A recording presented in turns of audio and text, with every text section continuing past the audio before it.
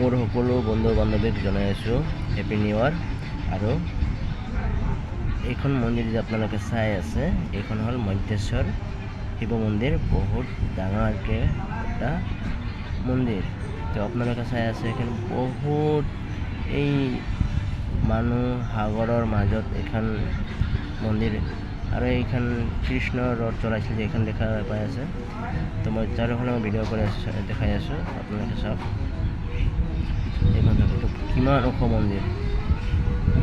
আৰু মোৰ এতিয়া ইমান গৰম লাগিছে, মই চাৰিওফালে ঘূৰি আছোঁ, মানে কি ক'ম। আজি ইমান দূৰৰ পৰা আহিছোঁ চাবৰ কাৰণে, মোৰ ইমান ভাল লাগছে, মানে জীৱনতো ইমান ভাব পৰা নাই যে মই এতিয়া আহিম বুলি।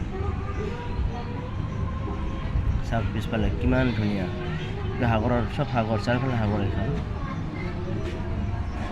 খালি মাজত মই আছোঁ মন্দিৰৰ কাষতে, চাৰিওফালে ঘূৰি আছোঁ মন্দিৰৰ। তো চাওক আপোনালোকে আহক, এইখন হ'ল মন্দিৰ। মই বহুত দূৰৰ পৰা উঠিছোঁ আৰু এইখন হ'ল কাষৰ পৰা উঠা।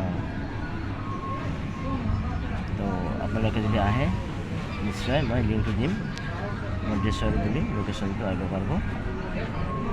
তো এৰিয়াটো কৰ্ণাটক এৰিয়া, চাব পাৰিব আপোনালোকে।